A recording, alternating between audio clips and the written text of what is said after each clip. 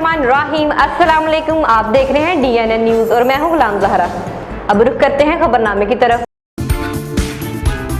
अब नजर डालते हैं कुछ अहम खबरों पर। नीलम झेलम प्रोजेक्ट से पैदा होने वाली बिजली नाम निहाद आज़ाद कश्मीर से पहले एबटाबाद मुंतकिल की जाती है।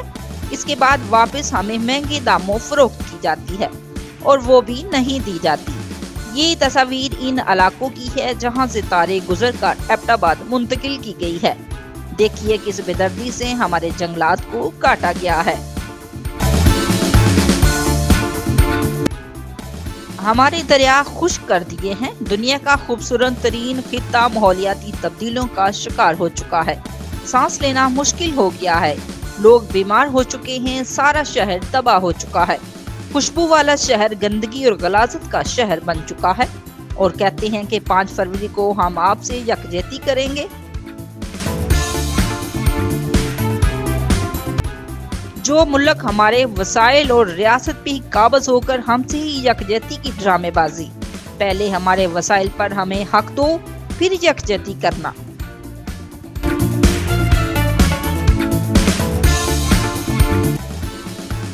वरना हमारी जन्नत को जहन्नुम बनाने वालों, अब तुम्हारी ड्रामेबाजी ज्यादा देर नहीं चलेगी। आवाम में शऊर बेदार हो चुका है। पहले हमारे वसाइल पर हमें हक दो, फिर करना यकजहती।